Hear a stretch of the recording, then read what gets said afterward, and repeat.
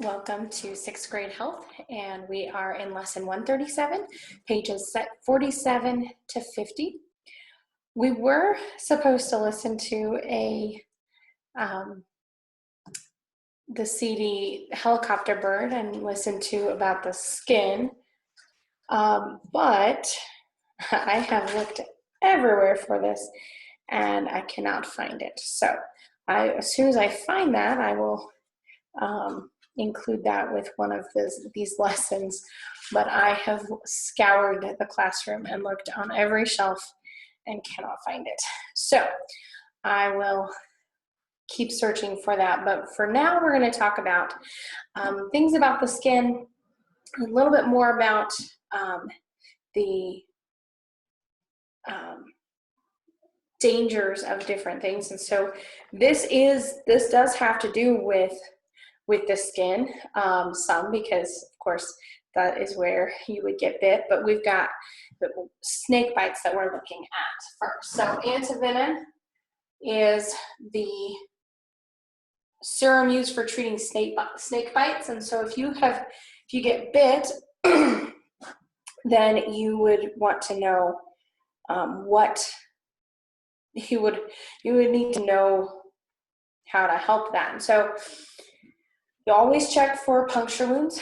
Looking there, they've got some pictures of some different snake bites. The fangs of the pit viper are beside its front upper teeth. And so that shows the different types, a couple different types. Of course, that's not all of them, there's only two. We only have pit vipers and coral snakes in America, or in the US, so we don't have to worry about some of the other snakes that other countries have to deal with. But one of the things that your first thing is to get the victim away from the snake. The second thing is that if there is any possible, and you want to make sure that an adult can do this, but if there's any possible way to kill the snake and take it with you to the hospital, they can determine from there what type it is and make sure that they get the right anti-venom in them. And so pit viper can have pain, swelling, discoloration, dizziness, nausea, sweating, thirst, headache, difficulty breathing. And so then they may start panicking. And so really you want to keep them calm, because panic only causes your heart rate to go up, and that doesn't help in that situation. So you want to clean the wound, make sure that you don't wipe any of the venom on the rest of the skin surrounding the wound. You really do need to get help within a certain amount of time. And if you can't get help within 30 minutes, then you need to do a couple things. And so as it explains there about making a constricting band around about 2 inches above the injury, the bite or swelling. It needs to be loose enough to slip a finger underneath. So this isn't tight. This is just to keep some of the flow. The purpose is to slow the blood flow from the bite, preventing the venom from reaching the heart. But it does need to be effective. It has to be applied within 30 minutes of the time of the bite. So you do need to do it within 30 minutes. So if you're out and you're not going to get help for an hour and you're not really sure, this would be a good thing to do just to make sure that blood doesn't reach the heart, or the poison doesn't reach the heart. There is the coral snake's venom is referred to as neurotoxic. It poisons the nerves. And so the wound does not leave fang marks, as does that of the pit viper. The coral snake chews rather than pierces the skin, causing a bruise and a small cut at the site of the wound. And so you want to treat this by washing the wound thoroughly and then transporting the victim to the hospital as soon as possible.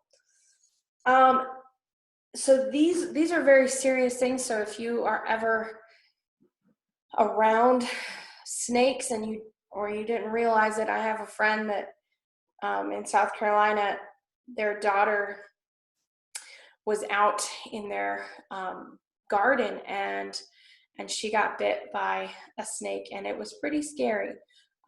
She did survive, but that was pretty scary time for them, and for me, I knew them. I know the little girl, and she's much older now. She's almost she's probably around your guys' age. She was young when I was in college, and so it's kind of to know someone that has had experience with that is kind of surreal a little bit. But next, we're going to take a look at burns, and so and the skin. And before we move any further, we're gonna look at this chart of a square of skin. Okay, and looks like you guys cannot read the names very well on this chart. So I'm going to try to get you a little bit closer, see if it helps. If I put it here and do that, yes, there we go. And now I am much closer to you. Okay, so first of all, we have our top layer of skin. That's the epidermis. And the epidermis would be the layer of skin that you feel, okay? The dermis would be that second layer. It's the biggest layer. And that is where most of the parts of the skin reside. So we've got the sweat glands, you've got sebaceous glands, and the hair follicles grow in there. So the pocket where the hair follicle grows is right there. And then the last layer is the subcutaneous layer. And that's your layer of fat. And really, that's what keeps you warm and helps you, the blood vessels are in that layer. So they push the, pardon me, they help with the flow of blood to these parts and then away from them, okay? There are 3 different types of burns. I'm gonna move you guys back since we're done with that. Okay. All right, the cord got in the way, hold on.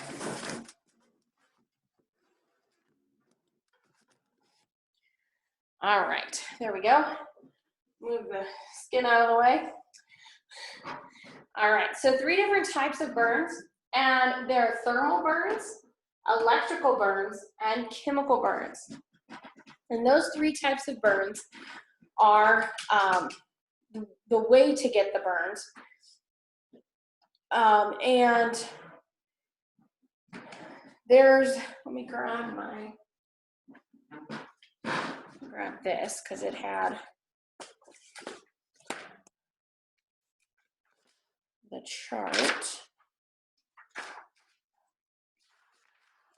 Okay, a thermal burn can be caused by flames, hot gases, or a hot object touching the skin. Okay, electrical is electrical charge passing through the tissue and bone. And chemical makes contact with your skin or eyes. Okay, for the degrees of burns, you have 1st-degree burns, which it just penetrates the epidermis. I guess we should have the skin back over here. Okay, it would first come through this first layer. That's just an epidermis burn, or a 1st-degree burn is through the epidermis. If it reaches the dermis, it's called a 2nd-degree burn. And if it reaches subcutaneous layer, it is a 3rd-degree burn. Okay, so the degrees is how many layers of skin it goes through.